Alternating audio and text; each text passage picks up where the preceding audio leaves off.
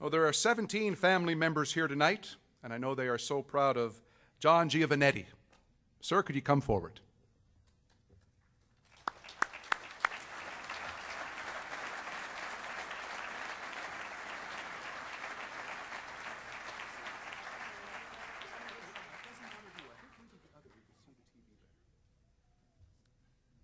This is his daughter, Lynn Billard. Hi, Lynn. All right. Well, the man you are about to meet and hear from is a marvel. He is a champion among champions, and he became so by facing a challenge head-on and beating it. Lynn, why don't you just get comfortable and have the seat? I feel bad having you stand there. Absolutely. That looks way better. Perfect. There are athletes being inducted here tonight who have reached the pinnacle of success by using all of their God-given talents to get there. John Giovannetti didn't know he had his talent until he decided later in life to try his sport. He wasn't a trap and skeet shooter as a kid, and certainly not as a young man when he was helping Canada and the Allied forces defeat the enemy during World War II. It wasn't until 15 years after the war that a friend invited him to the Sydney Gun Club. Here's what John said: "After a couple of shots on the range, I was hooked." Brian Betts, past president of the Dartmouth Trap and Skeet Club, has this to say about John.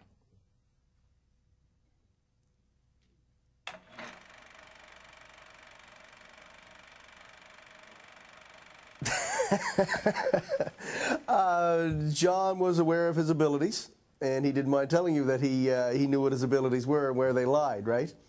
But John, and a lot of the trap game, attitude becomes a big part of it, and intimidation. The stronger shooters, when they're matched with their peers, like to play the intimidation game, and John was quite good at that. This is going to be fun, eh, John?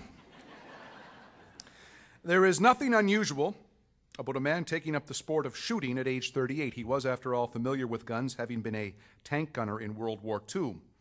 But this man, John Giovannetti, decided he'd take up skeet shooting with one arm.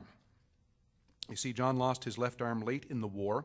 He joined the Army in 1943, served with the 27th Armored Regiment Sherbrooke Fusiliers, landed during the D-Day invasion, and a few months later, on October 4th, 1944, was injured in Holland. As a result, his left arm was amputated at the shoulder.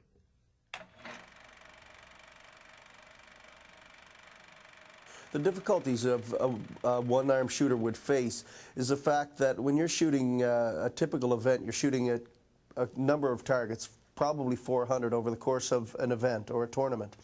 So that would entail holding up a 9 to 10 pound shotgun for extended periods of time. If you know the trap game, every fifth target that's pulled is yours. So you're not holding a gun up through the course of that, but you're putting your gun down, reloading, putting your gun back up, waiting for your target. And for a two-arm shooter, that can be quite a tiring event, but I can only imagine what it would be like over one arm. He's 84 years old now, this Portmorion native, who now lives in Glace Bay and is a member of the Cape Breton Sports Hall of Fame. But he can look back on a long skeet shooting career that earned him more than 50 trophies, plus a number of medals, badges, and crests. John's from the same area as I'm from in Cape Breton.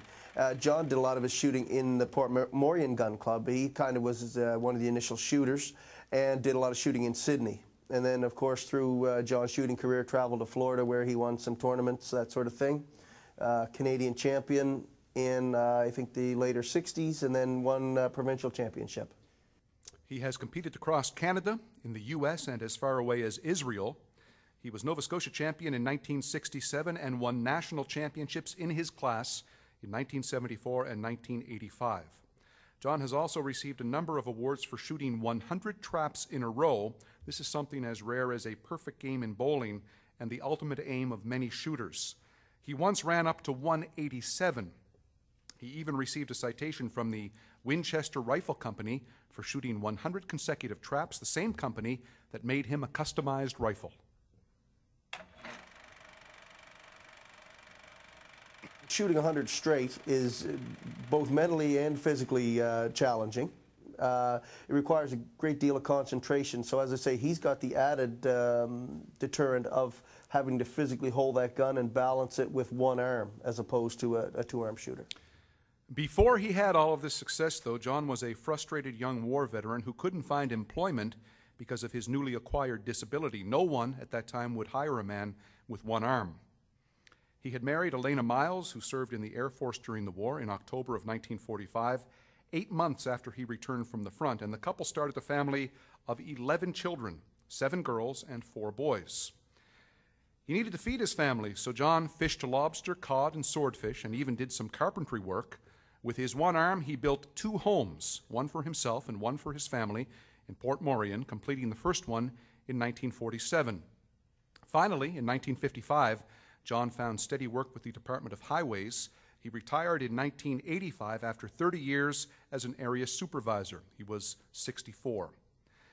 An avid hunter since his youth, Giovannetti has shot geese in Quebec and moose and caribou in Newfoundland. He says he hunted deer before the war, but in later years was only interested in bigger game and birds. This is a quote: "There is no doubt the time I spend shooting skeet and trap sharpens my eye for hunting game."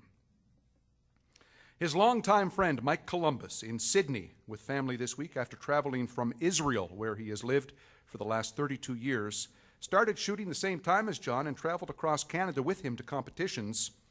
He tells the story of John's son's wedding. Here's a quote: "The wedding took place Saturday noon, and the dinner was that night. At about midnight, John said to me, 'There's a competition in Moncton tomorrow. We should go.' John left Port Morion, picked me up in New Waterford. I drove and he slept. We arrived in Moncton in time for breakfast and the competition. That's how enthused about shooting he was." Now, with 11 kids, though, you didn't miss many nights at home, apparently. Son.